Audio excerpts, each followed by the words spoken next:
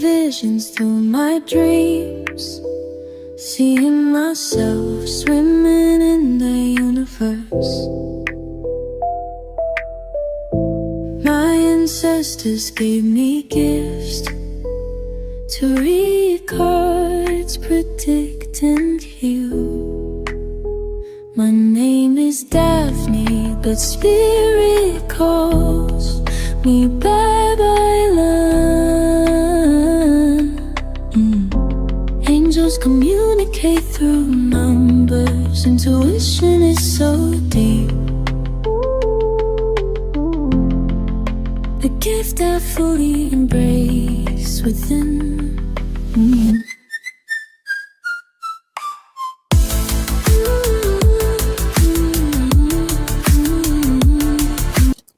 Hi everyone! Hello Aries! Welcome po sa inyong reading. This is your monthly reading.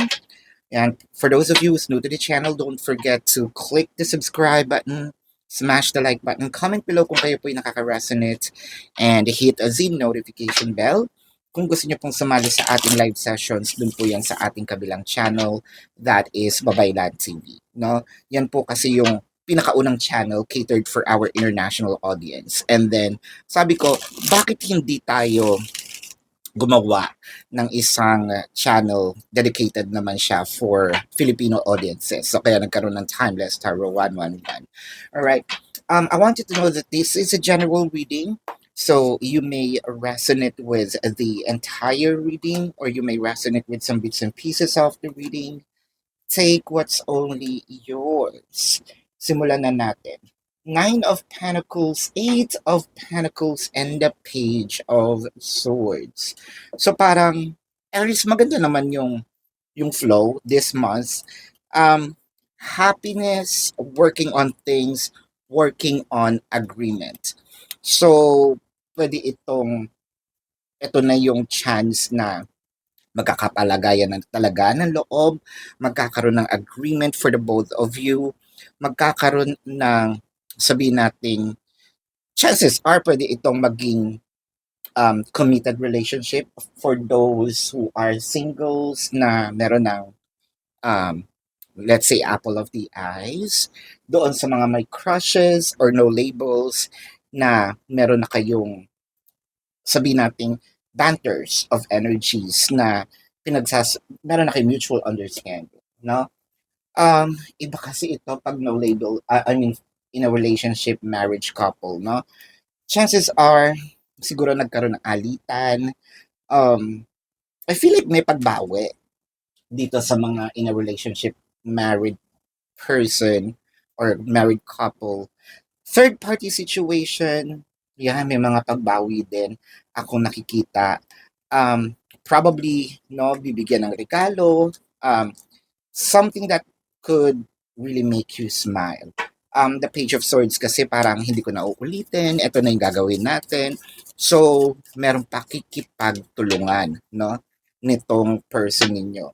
I think na isa din siya, no, nagagawa ng paraan para umayos, maging maayos itong connections ninyo. With the Five of Cups and the Page of Cups. So, nagkaroon dito ng silence, no? Pwedeng hindi kayo nag-usap. I feel like this is mostly energetic separations.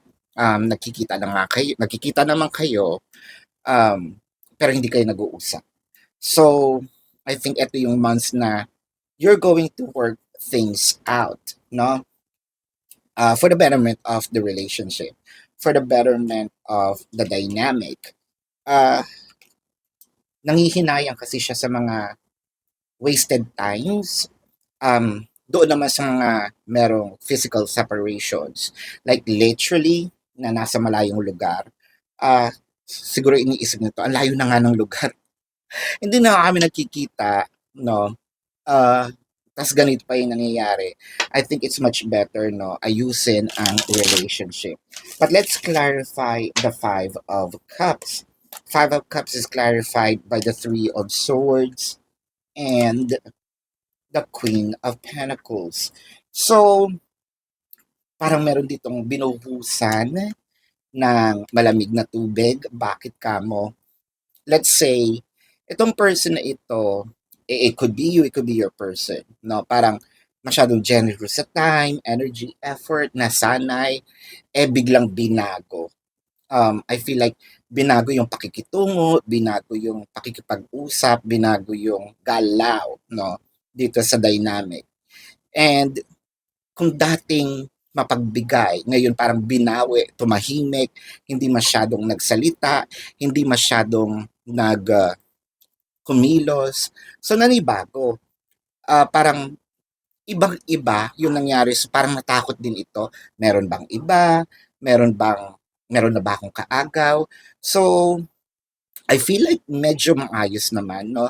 Maganda yung nangyari doon, lalo na doon sa mga may mga moves na biglang bawi, no? Hindi yung narcissistic behavior kasi parang siguro, ay, nakakapagod. Ngayon parang sinabi niya, siguro nga napagod siya. So I feel like Aries, eto na yung time na ako din naman, kikilos din naman ako, no?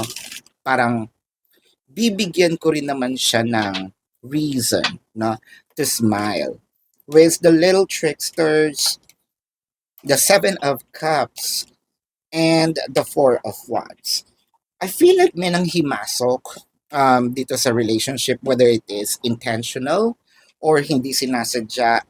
Um, for a few numbers of you, baka nagkaroon ng third party situation.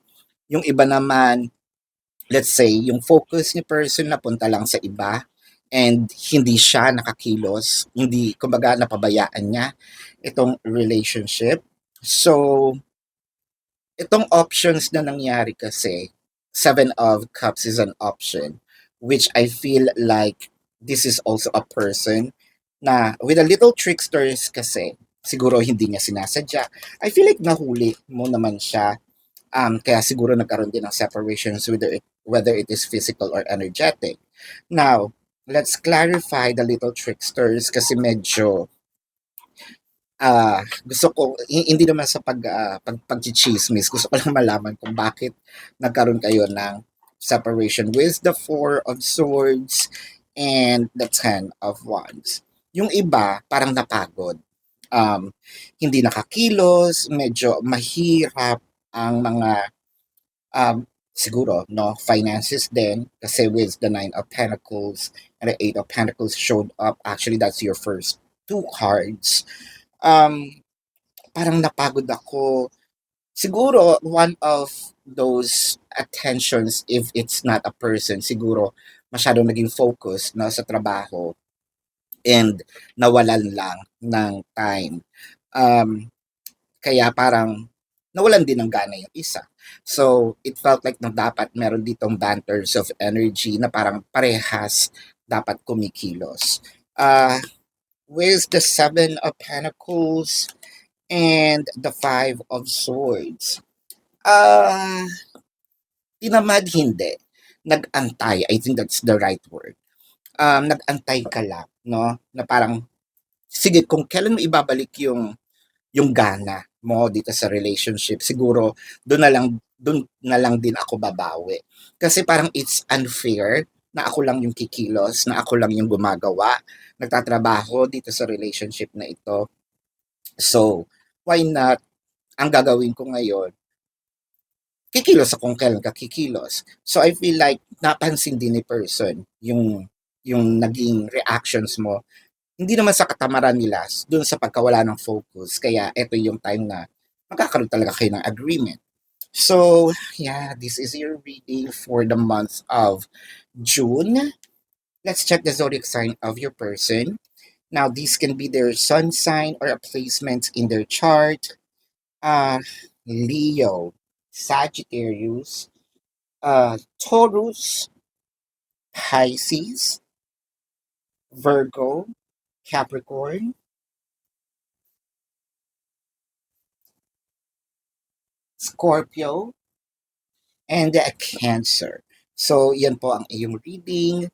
Kung gusto nyo pong sumali sa ating live sessions, again, doon po yan sa ating kabilang channel. And kung hindi nyo pong maabutan yung live sessions, pwede naman kayo dito magtanong sa ating comment section as long as yung question po is answerable by yes or no. Kung hindi po kayo papatulugin ng yes or no na sagot lang, dumiretso na po kayo dun sa ating website. There is, sa description box, there is a link. Click the link, you'll be routed to my website. Nandun po yung information, name, number, QR code, amount per questions for your reference. Take advantage po of the 4 questions plus 1 kasi discounted na po yon. And if you want to book a private reading, nandun din po siya sa description box.